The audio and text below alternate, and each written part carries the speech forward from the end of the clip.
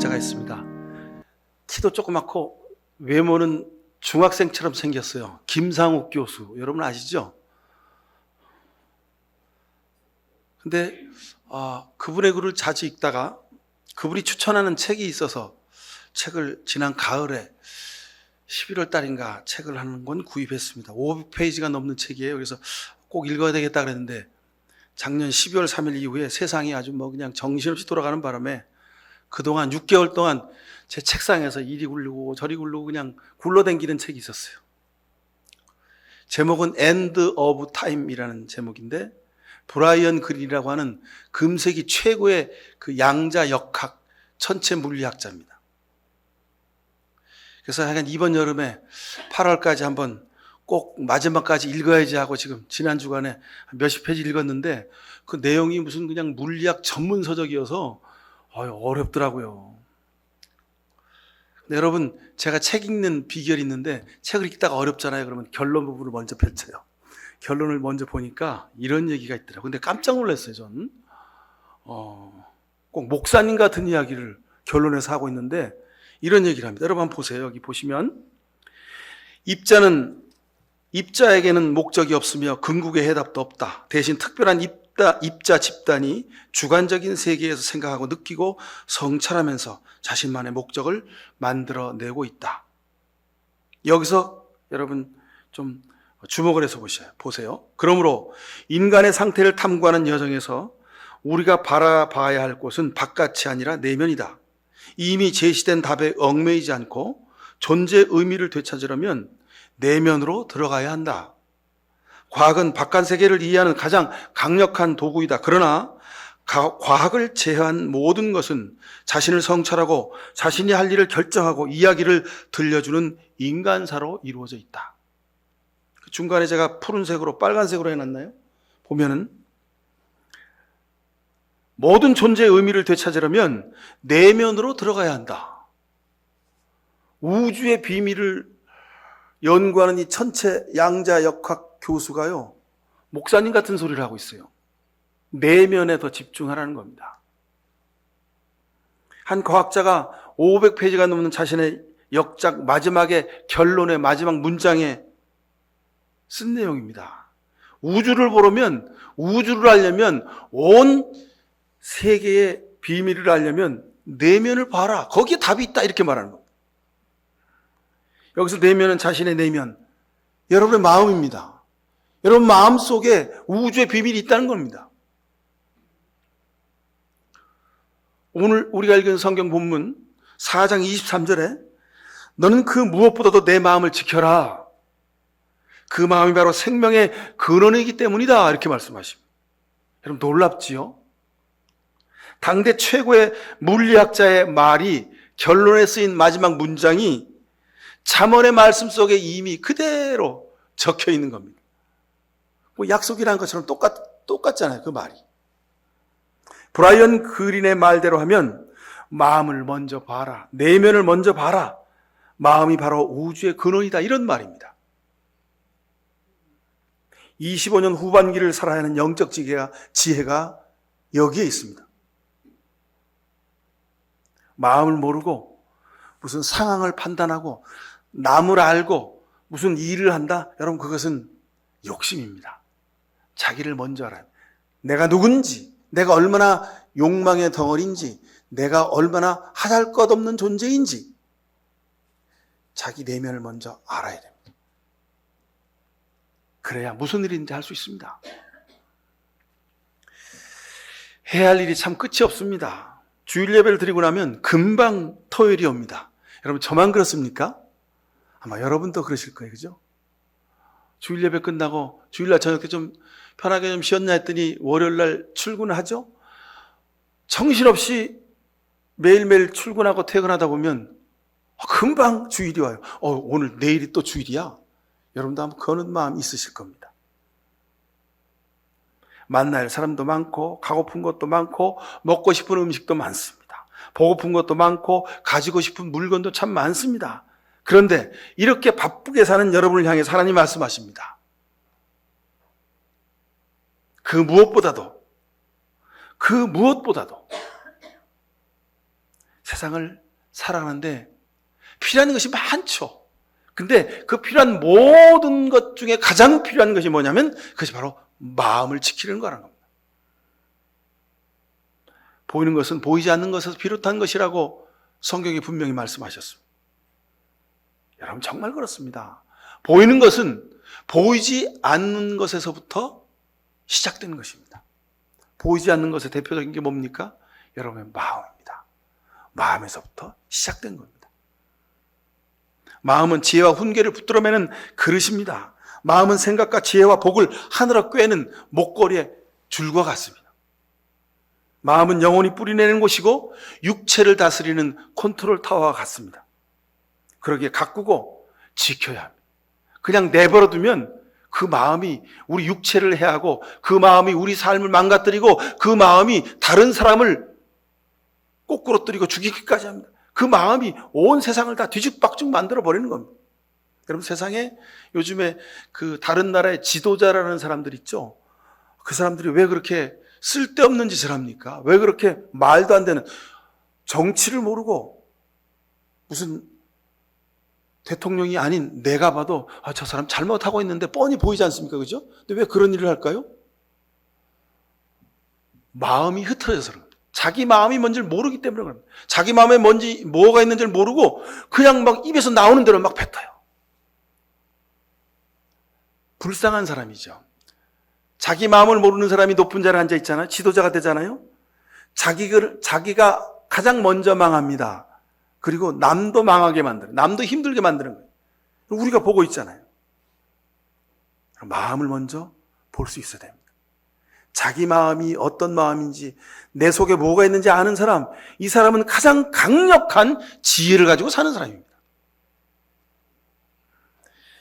여러분, 그러기에 마음을 가꾸고 지키셔야 합니다. 아무리 할 일이 많고 힘들고 어렵다고 해도 여러분 마음에 무엇이 있는지를 늘 직시하면서 보십시오.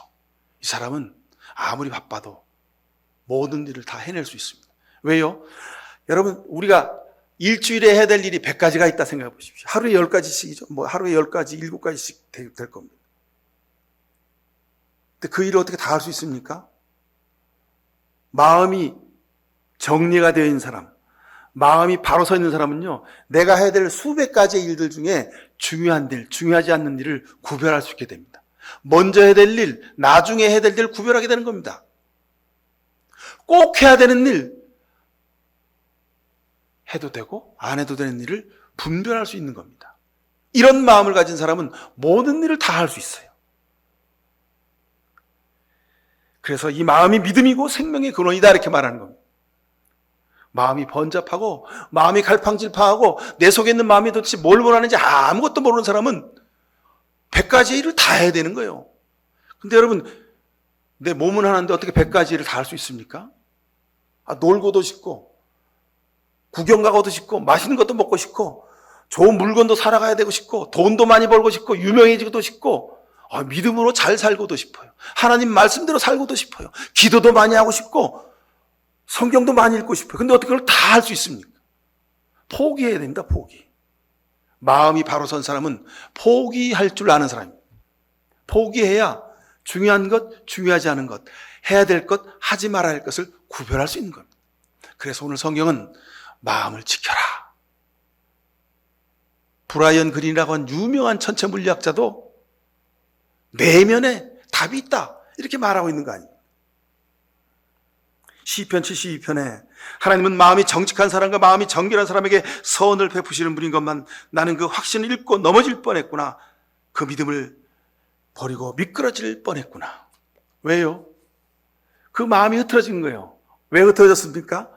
다른 사람을 보다가, 세상을 보다가, 상대적인 상황을 보니까 열심히 일하지도 않았는데 돈을 잘 버는 사람이 있네? 거짓말하고 사기치고 남을 힘들고 괴롭히는 사람인데 저 사람이 높은 자리에 올라가 있는데 명예와 권세를 다 가지고 있네? 그런 일을 보니까 속이 상한 거예요. 마음이 막 불편한 거예요. 그래가지고 미끄러 넘어질 뻔했다는 거예요. 여러분, 하나님 앞에서 십자가 밑에서 여러분 마음을 보실 수 있기를 바랍니다. 예수님의 마음을 통해서 여러분 마음을 보십시오. 하나님 마음을 통해서 여러분 마음을 보십시오. 그러면 여러분 마음이 흔들리지 않게 될 것입니다. 그렇잖아요. 예수님. 가장 마음이 많이 흔들렸을 분이 예수님 아닌가 그런 생각합니다. 내가 하나님의 아들인데 내가 태어날 때 하늘에 별이 반짝거렸거든. 동방 박사들이 와서 다 경배했어. 목동들이 와서 경배했어. 헤롯 왕이 나를 죽이려고 그렇게 노력했는데 내가 살아났잖아. 30살까지 내가 정말 부모님 밑에서 큰 복을 누리며 살았지. 그리고 세례 요한이 내게 세례를 줄 때 하늘이 열려서 하나님이 나한테 말씀하셨어. 너는 내 사랑하는 아들이라고. 내가 그 은혜로, 그 감사함으로 3년 동안 정말 죽어라고 복음을 전했지. 죽은 나사로가 살아났어. 제자들이 12명이나 나와 같이 동고동락하면서 정말 기쁨과 감사함으로 3년 동안 복음을 증거했지. 근데 이게 웬일이야? 나한테 십자가를 지래 하나님이. 내가 못 지겠다고 했는데 하나님 끝까지 지래. 그러면 내가 십자가에다 다 이렇게 달려서 힘들고 어렵고 막 죽을락 말랑 할 때 하나님이 너는 내 사랑하는 아들이라 하고 하나님 날 구해줄 줄 알았어. 근데 하나님이 내가 십자가 달려 죽는 그 순간까지 아버지 왜 나를 버리셨습니까? 하고 절규하는 그 순간까지 내 숨이 떨어지는 그 순간까지 하나님은 날 모른 채 하셨어. 여러분 예수님이 얼마나 마음이 흔들리셨겠어요. 지금이라도 내가 내 능력으로 내가 이 십자가에 내 손과 발에 박힌 못을 뽑고 내가 내려가야 돼? 말아야 돼? 하나님이 도대체 나를 보고 계시는 거야? 예수님이 얼마나 상처받으셨겠어요. 다른 때는 다 모른다고 하셔도 괜찮아. 내가 지금 이제 엄청난 고통에 견딜 수 없는 아픔과 그 고난 가운데 있는데 하나님이 해필 이때 나를 모른 척 하고 계시네. 예수님야말로 자빠지고 미끄러질 뻔하셨던 분입니다. 그런데 그 예수님 끝까지 마음을 지키신 겁니다. 십자가의 마음을 지키신 겁니다. 마음을 지키는 것이 믿음을 지키는 것이요, 믿음을 지켜야 인생을 기쁨으로 살 수 있습니다. 자, 여러분 말씀드립니다. 그럼 마음을 어떻게 지켜야 됩니까? 마음을 지키는 방법은 유일하게 이것뿐입니다. 성경에 이렇게 말씀합니다. 잠언 8장 17절 이하에 나를 사랑하는 사람을 내가 사랑하고 나를 간절히 찾는 자를 내가 만나준다. 부귀와 영화도 다 내 것이다. 나로부터 모든 것이 비롯한다. 그렇게 말씀하고 있습니다. 마음을 지키는 유일한 방법이 여기에 있습니다. 여러분 간절하지 않는데 하나님 만나주실까요? 하나님은요 참 어떻게 보면 좀 모진 분이세요. 그냥 좀 어렵고 힘들지 않을 때 좀 척척척척 형통하게 하시면 얼마나 좋아요. 근데 꼭 마지막 절벽까지 가게 하십니다. 그 절벽에서 떨어지는 순간까지 가게 하십니다. 그래서 간절함이 뭔지를 맛보게 하십니다. 그런 뒤에 하나님은 역사하십니다. 그러니까 이런 겁니다. 간절함이 없는 사람은 아직 때가 안 된 겁니다. 간절하지 않는 사람은 하나님의 사랑을 맛보아 알 수 있는 아직 때가 안 된 겁니다. 그러니까 하나님이 안 주시는 거예요. 여러분 간절한 마음과 자세로 기도하십시오. 찬송하십시오. 말씀을 묵상하십시오. 2025년도 후반기에 우리가 해야 될 일 중에 다른 거 다 못해도 여러분 이것은 꼭 하십시오. 여러분 삶에 간절함을 배우십시오. 요즘 세상에 무슨 밥 굽는 사람이 있어? 여러분 우리가 그런 생각하죠? 그런 생각이 있으니까 하루 한 끼 먹는 밥이 우습게 생각되는 겁니다. 요즘 옷이 없어갖고 빨가벗고 사는 사람이 있어? 그런 여러분 내가 입는 옷에 대한 간절함이 없는 겁니다. 여러분 돌이켜 생각하면요 믿음의 눈으로 보면 내가 살아가는 삶의 순간의 모든 것들이 거저된 것이 없고 우연이 된 것이 없습니다. 그러면 간절함이 있는 겁니다. 하루 2끼, 3끼 밥을 먹지만 그 밥 한 그릇이 내게 간절한 겁니다. 학교에 가서 공부를 하더라도 그 순간이 내게 간절한 겁니다. 일터에 가서 직장에 가서 일을 하더라도 내가 회사의 대표이사건, 내가 중간관리자건, 회사의 말단 직원이든 간에 내가 하는 일이 간절한 겁니다. 하나님은 그 간절한 사람에게 응답하십니다. 사도행전 16장 이하에 보면 빌립보 감옥에 사도 바울의 일행이 갇혀 있습니다. 근데 갑자기 큰 지진이 일어나서 감옥의 터전이 흔들렸습니다. 이 사람들 꼭 직전에 감옥에 갇혀가지고 뭘 하냐면 바울과 실라 그 일행들이 찬송했다 그랬어요. 한밤중에. 여러분, 감옥에 갇히면 어떻게 됩니까? 근심 걱정으로 그냥 한숨이 하늘이 꺼지도록 한숨을 쉬면서 불평불만을 늘어놔야 될 거 아닙니까? 하나님, 우리가 복음을 증거하는데 우리가 왜 감옥에 갇혀야 됩니까? 하나님 도대체 이게 무슨 꼴입니까? 은혜스럽지 않게 우리를 왜 감옥에 가두십니까? 바울과 실라가 뭐 이렇게 한탄과 비난을 하나님을 향해서 막 그냥 불평과 불만을 늘어놓아야 할 겁니다. 그죠? 근데 이 사람들은 감옥에 갇혀서도 한밤중에 기도했다고 기록되어 있습니다. 근데 바로 뒤에 큰 지진이 일어나서 감옥의 터전이 흔들렸다는 거예요. 그리고 그 자신들 가뒀던 감옥의 문이 다 열렸대요. 그리고 손과 발에 차였던 수갑들이 족쇄가 다 풀렸다는 거예요. 무슨 뜻입니까? 감옥 문이 열렸어요. 내가 감옥에 갇혀 있는데 감옥 문이 열리고 내 손과 발에 차고 있던 쇠사슬이 다 풀려버렸어요. 그럼 어떻게 되는 거예요? 할렐루야 하면서 우리는 그냥 뛰쳐나가면 되는 거죠. 그리고 그냥 당장 SNS 해가지고 유땡땡 해가지고 상암동 축구 경기장으로 다 모이라고, 능력의 종, 은혜의 종이 감옥에 갇혔다가 이렇게 해방돼서 풀려났다고, 주의 기적의 종이 나타났다고 막 선전해가지고 사람들 모아야 될 거 아닙니까? 근데 바울의 일행은 감옥 문이 열리고 손과 발에 수갑이 다 풀렸는데 그 안에 그냥 그 안에 남아있는 거예요. 이게 왜 그랬을까요?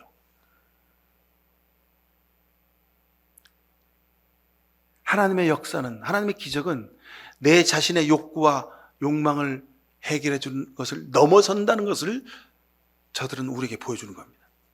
하나님의 기도응답은 내 기도가 응답되는 것을 넘어서는 겁니다. 하나님의 기도응답은 감옥 문이 열리고 자꾸가 풀렸는데, 여러분, 그 순간에 가장 불리하고 곤란한 환경에 처하고 아픔을 겪어야 될 사람이 누굽니까? 감옥을 지키는 간수 아닙니까?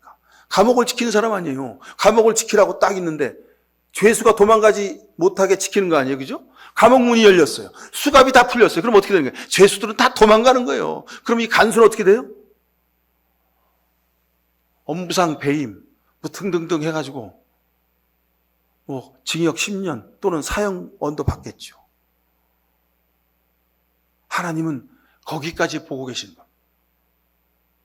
억울하게 바울의 일행이 복음 증거하다 지금 빌립보 감옥에 갇혔는데, 갇혀있지만 내 감옥에 갇힌 그 일을 통해서 내가 하던 일, 내가 내게 맡긴 일, 복음을 증거하고 생명을 구하는 일을 내가 계속 진행한다는 겁니다.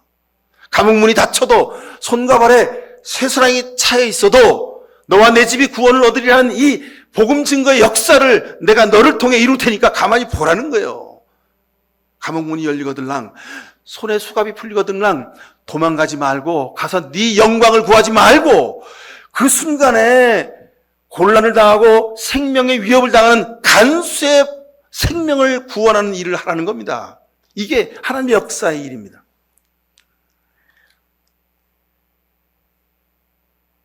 이렇게 하나님의 기적은 마음을 지키는 믿음의 사람을 통해서 이루어집니다. 야, 감옥 문 열렸어. 야, 나가, 빨리 나가. 여기 안에 있는 모든 죄수들 감옥 문 열렸으니까 빨리 다 도망가세요. 그럴 수 있잖아요, 그죠? 그런데 바울은 마음을 지켰습니다.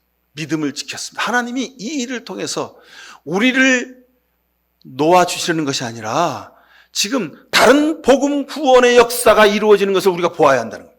거기서 그래서 안 나고 기다린 거예요. 감옥 문 열리고 죄수들이 막 도망가니까 간수가, 야, 이거 큰일 났다. 바울 일행도 다 도망갔겠구나. 다 다 도망갔구나. 야, 이제 내가 살아남아봤자 이게 아무것도 아니다. 그냥 내 명예를 지키기 위해서 내가 그냥 자결하자. 그리고 스스로 자기가 죽으려고 그래. 바울이 그 장면을 보고, 이보시오, 간수 양반. 우리 안 도망갔으니까 절대 죽으면 안 된다고. 우리 여기 안에 있다고. 여러분, 세상의 모든 물건은요, 품질로 구별됩니다.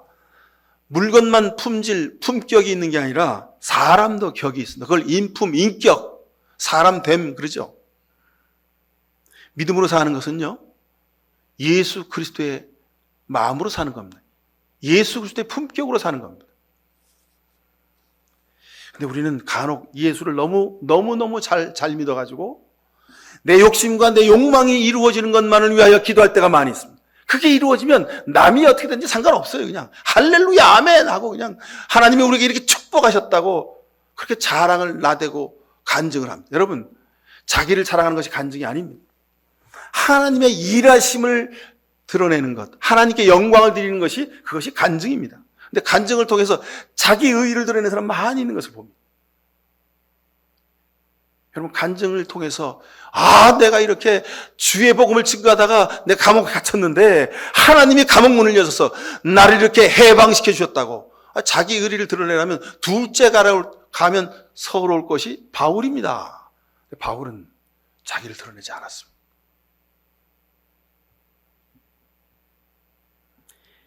구원받았다 이 말은요, 그 삶의 태도가, 그 사람의 됨됨이가 예수 그리스도를 닮았다 이 말입니다. 예수 그리스도 닮았다 이 말은 무슨 얘기입니까? 예수님처럼 자기가 죽고 남을 살리는 삶을 살더라 이 말입니다. 이 삶이 구원받은 삶입니다. 여러분, 우리가 지금 매년마다 성경을 통독하고 있죠. 근데 어김없이 1년의 중간 7월을 딱 접어들면 잠언을 꼭 읽어요. 근데 제가 7월 첫 주나 둘째 주나 셋째 주 되면 꼭 잠언을 본문으로 여러분에게 말씀을 드려요. 그러니 여러분, 똑같은 비스무리한 본문을 가지고 매년마다 다르게 설교하는 거 여러분, 이게 쉬운 일이 아니에요. 근데 놀랍게도요, 매년마다 똑같은 본문을 읽는데 매년마다 제속해 주시는 은혜는 다릅니다. 얼마나 놀랍든지요. 그래서 여러분들에게 말씀의 은혜를 나눌 수 있게 된 겁니다. 잠언을 한 문장으로 표현하면 삶은 종이 한 장 차이다 이렇게 표현할 수 있습니다. 의뢰받는 사람, 저주받는 사람, 사랑하는 사람, 미워하는 사람, 의인과 악인, 이들의 삶의 차이는요, 종이 한 장 차이예요. 어떤 종이? 마음을 지키며 사느냐, 되는 대로 사느냐. 마음을 지키며 사는 사람하고요, 마음이 가는 대로 사는 사람이 있습니다. 마음이 가는 대로 살면요, 편하죠. 내가 하고 싶은 대로 다 하고 싶으니까, 할 수 있으니까. 근데 여러분, 마음이 가는 대로 살면 그 사람은 망하더라는 겁니다. 잠언에 쓰이는 얘기 그 얘기입니다. 악인의 길입니다. 그게 망하는 길입니다. 근데 마음을 지키는 사람, 마음을 지킨다 이 말은요, 힘들어도 하는 겁니다. 하고 싶지 않아도 하는 겁니다. 내 마음이 내키지 않아도 마음이 내킨 것처럼 하는 겁니다. 이것이 마음을 지키는 사람입니다. 잠언 8장 10절에 하나님이 나는 나를 사랑하는 사람을 사랑한다? 하나님 조금 뭐가 나신 분이 아닌가 그런 생각이 듭니다.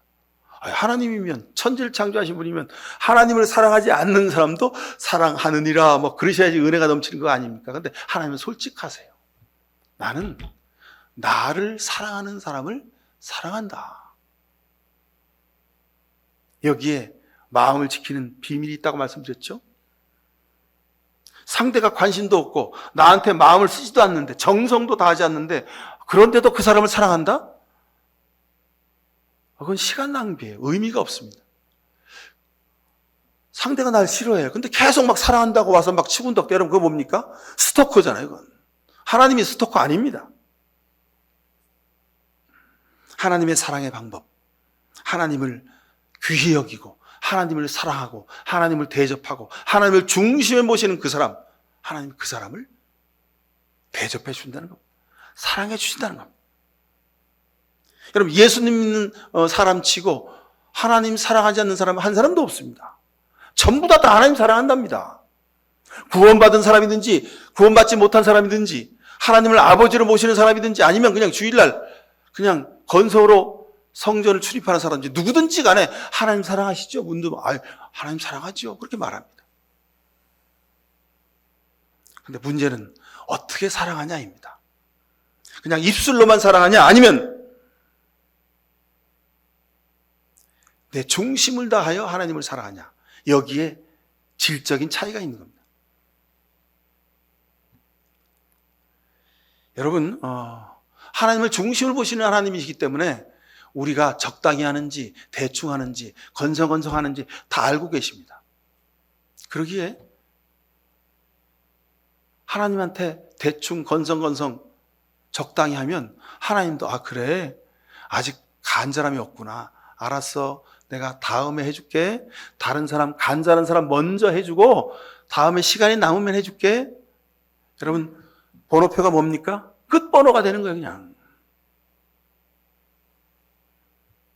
다음에 해줘도 되겠구나. 아직 간절함이 없구나. 하나님이 그렇게 아시는 겁니다. 자, 지난 5월, 6월 우리 교회 여러 가지 막 일들, 공사들이 많이 있었습니다. 교인들이 같이 막 그 고가 사다리에 올라타가지고 교회 외벽 유리창도 닦고요. 그 다음에 뭐 여러 가지 공사를 많이 했습니다. 그 중에 아직 진행 중인 작업이 있는데 조명 작업은 아직도 지금 진행 중입니다. 왜냐하면 직장 생활 하셔야 되니까 주일날 또는 토요일날 시간 날 때마다 와서 짬짬이 바쁜 시간이지만 시간을 내서 하시느라고 그 2달 동안 지금 공사를 하고 계세요. 그런 거죠. 공사업자를 불러가지고 견적 내라 그래가지고 예산 세워서 뭐 재집회 해가지고 여러분 요번에 무슨 일을 하는데 공사비가 얼마 듭니다. 여러분 현금 좀 합시다. 기도합시다. 그래가지고 헌금을 모아서 그 업자 일 시키고 그냥 공사비 주면 됩니다. 뭐 그러면 간단하죠. 영수증 받아갖고 우리 그 지출 내역서에 그냥 영수증 붙여놓으면 끝나는 겁니다. 굳이 힘들고 위험한 일을 해야 될 이유가 없습니다. 저도 몸이 예전 같지 않아서 뭐 일을 좀 하고 나면요 몸이 여기저기 막 아파요. 지난번에 5월 6월 일하면서 일을 하여간 일이 막 여러 가지가 많으니까 빨리 끝내려고 막 열심히 하다 보니까 몸에 무리가 갔어요. 그래서 군대에 있을 때 무슨 그 20km 급속 행군하면 그때 이렇게 발톱이 전부 다 빠져요. 새카맣게 멍들어가지고. 근데 그 경험이 요번에 엄지 발톱이 자꾸 아파요. 며칠 지났는데 이렇게 보니까 엄지 발톱이 시커멓게 변하는 거예요. 신기하죠. 제가 마라톤 뛴 것도 아닌데 엄지 발톱에 무릎이 그러니까 막 힘을 막 주다 보니까 엄지 발톱 부근에 있는 모세혈관이 다 터져가지고 발톱이 새카맣게 변해서 지금 발톱이 빠지고 있는 중입니다. 제가 그랬죠. 동료 목회자를 만났는데 점심 먹으면서 내가 그랬어. 나 요새 이렇게 바쁘다고. 눈꽃 뜰 새 없다고 그냥. 그 얘기를 듣더니 그 동료 목회자들이 한 얘기가 이 목사 미련스럽게 그걸 그냥 직접 하고 있어. 업자 불러서 하면 되지. 사서 고생이네 그래. 혀를 차는 거야 제 얘기 듣고. 공사비 없으면 헌금하라 그러면 되지. 뭐 이렇게 고생을 해. 저보고 미련한 일을 한다고 핀잔을 주는 거예요. 그래서 제가 그냥 허허허 웃고 말았습니다. 제가 가능하면 제 손으로 또는 교우들과 함께 이 일을 하려는 목적이 있습니다. 이유가 있습니다. 그래서 그 목사님들한테는 제가 그 비밀을 알려주지 않았어요. 직접 몸을 움직여 함께 땀을 흘리며 섬기는 경험, 여러분 이것은 하나님이 주시는 특별한 은혜입니다. 우리 목양교회가 아니면 다른 데선 경험할 수 없는 겁니다. 다른 교회는요 주일날 교회들이 밥 먹는 것도요 다 일당 10만 원씩 주고 식당에서 아줌마들 불러서 일 시키고 그래서 그 사람들이 차주는 밥 먹고 그냥 갑니다.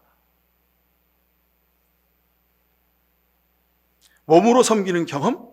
이건 돈을 주고 할 수 없는 경험. 여러분들 다 회사에서 대표이사, 회사에서 책임 맡은 임원이고 여러분들이 가서 1시간 일하면 10만 원, 20만 원, 50만 원, 100만 원 버는 사람들인데 교회 주일날 오후에 여러분들 막 2-3시간 잡아놓으면 여러분 다 모으면 그거 계산하면 우리가 공사비 내는 돈보다 더 많이 여러분들이 쓰고 있는 것이 실은 여러분 귀중한 시간이 돈인 사람들인데 근데 왜 그 일을 우리가 하고 있을까요?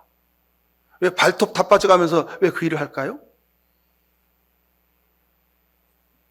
예수님은 못 만져도, 예수님은 만지지 못하더라도, 예수님 손은 내가 못 잡아도 내가 예수님 옷자락이라도 뒤에서 만지면 내 병이 낫겠다고 하는 그 간절함이 우리에게 있기 때문에 그렇습니다. 저에게는 그 간절함이 있습니다. 우리 교회 성도들에게는 그런 간절함이 있기를 바라는 마음에 여러분 같이 하는 겁니다. 성경의 역사는 한마디로 간절함의 역사입니다. 하나님은 늘 간절한 사람을 부르셨고 간절한 사람을 통해서 일하셨고 간절함을 통해서 기적을 나타내셨습니다. 예레미야서 33장 3절에 내가 나를 부르면 내가 너에게 응답하겠고 내가 모르는 크고 놀라운 비밀을 너한테 알려주겠다. 크고 놀라운 비밀이 여기에 있습니다. 간절함의 비밀입니다. 간절한 사람은 부르면 응답해 주신다고 하셨습니다. 찾아오신다고 하셨습니다. 그리고 도와주셨습니다. 여러분, 노아의 간절함을 보십시오. 한나의 간절한 기도를 보십시오. 삼손의 그 마지막 눈이 다 뽑히고 그 처절한 상황 속에서 드렸던 간절함의 기도를 여러분 기억하시지 않습니까? 에스더의 간절함, 죽으면 죽이라는 그 간절함의 기도가 있었기에 나라 민족을 구할 수 있었습니다. 여러분, 어떤 간절함이 있습니까? 2025년 후반기에 여러분 책을 한 장 넘기더라도, 친구를 만나서 같이 시간을 보내더라도, 잠자리에 들더라도, 음식을 먹더라도, 무슨 일을 하더라도 여러분 간절함으로 하실 수 있기를 축원합니다. 이 사람에게 하나님이 동행하십니다. 이 비밀을 함께 체험하는 우리 모두 되시기를 간절히 축원합니다. 기도하십시다. 사랑의 아버지 하나님, 은혜 감사합니다. 우리 믿음이 부족하고 보잘것없습니다. 하오나 하나님이 동행하신 믿음의 사람들을 보면서 우리도 간절함으로 마음을 지켜 살겠습니다. 간절함으로 기도하겠습니다. 간절함으로 일하겠습니다. 간절함으로 공부하겠습니다. 간절함으로 하루하루를 살겠습니다. 이런 우리 목양교 성도들 모두에게 하나님이 예비하신 크고 놀라운 비밀을 알려주옵소서. 예수 그리스도 이름으로 기도하옵나이다. 아멘. 우리의 처지와 형편을 아십니다. 하나님이 도와주시지 않으면 더 이상 물러설 자리가 없습니다. 하나님이 도와주시지 않으면 아무것도 할 수 없습니다. 이런 간절한 마음으로 하나님의 도우심을 구하며 두 손 들어 주 앞에 부르짖어 구하는 주의 백성들, 주여 그 손 잡아주시고 기도에 응답하여 주옵소서. 무엇보다도 이 험한 세상 살면서 사람을 바라보지 아니하고 세상을 닮아가지 아니하고 오직 십자가를 바라보며 마음을 지켜 믿음을 지켜 후반기를 살아가겠습니다. 이런 귀한 결단하는 이 시간 머리 숙인 모든 주의 백성들 머리 위에 하나님 아버지의 귀하신 사랑과 예수 그리스도의 십자가의 그 한없으신 은혜와 성령의 지혜 주시고 복 내려주심이 살아가는 저들의 백성들 가정 위에, 자녀 위에, 땀 흘려 일한 모든 생업들 위에, 이 나라 민족의 역사 위에 지금부터 영원히 함께해 주시옵기만을 간절히 축원하옵나이다. 아멘.